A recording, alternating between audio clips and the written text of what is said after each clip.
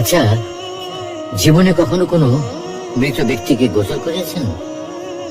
যদি কখনো সুযোগ হয় তাহলে সেই মৃত ব্যক্তিকে গোসল করাবেন। তখন খুব কাছ থেকে দেখবেন মৃত মানুষের দেহটা কতটা অসহায় লাগে, মৃত্যুর পরে মানুষের দেহ কতটা ভয়ের কারণ হয়ে দাঁড়ায়। সুযোগ পেলে রাতে লাশটা পাহারা দেবেন, তখন বুঝতে পারবেন প্রিয় মানুষটার লাশ রাতের বেলায় আপনার কাছে কতটা অদ্ভুত লাগে, কতটা ভয়ের কারণ হয়ে ওঠে, কতটা আতঙ্কের কারণ হয়ে যায়। সুযোগ পেলে মৃত ব্যক্তির শরীরে একটু হাত লাগিয়ে কিছুক্ষণ তার স্পর্শ নেবেন। আপনি তখন উপলব্ধির সুযোগ পাবেন এই পৃথিবীতে বিশাল প্রভা প্রতিপত্তি মৃত্যুর পরে কতটা নির্যাতনের রূপ নেয়।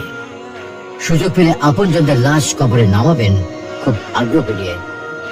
শেষবারের মতো মৃতদেহের মুখটি একবার দেখার চেষ্টা করবেন এবং বারবার উপলব্ধি করার চেষ্টা করবেন এই মৃতদের সাথে অনন্তকালের যাত্রার পথে এটাই আপনার জীবনের শেষ দেখা।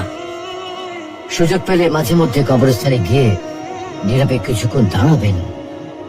এরপর মনে মনে চিন্তা করবেন জীবনের লাভ ক্ষতির হিসাব। এই মৃত মানুষগুলো এই পৃথিবীতে কি করে গেছেন, কাদের রেখে গেছেন। যাদের রেখে গেছেন তারা কি কখনো এই মৃত মানুষগুলোকে স্মরণ করার জন্য কবরস্থানের আশেপাশে একটি বারের জনকে দেখতে আসে? আমাদের জীবনটা বড় অদ্ভুত, বৈচিত্র্যময়। আমরা এর জন্য ওর জন্য, ধন সম্পদের জন্য, ঐশ্বর্যের জন্য, বাড়ি গাড়ি টাকা পয়সার জন্য কত না মায়া দেখাই, আগ্রহ দেখাই, আরো চাই আমাদের। অথচ এই জীবনে আমরা মৃত্যুর কথা না ভেবে, পরকালের জবাবদিহির কথা না ভেবে কিভাবে আরো সম্পদ অর্জন করতে পারে সেই চিন্তায় বিপদ থাকে। হায় রে জীবন, এখনো সময় আছে, ফিরে আসুন মহান রবের দিকে।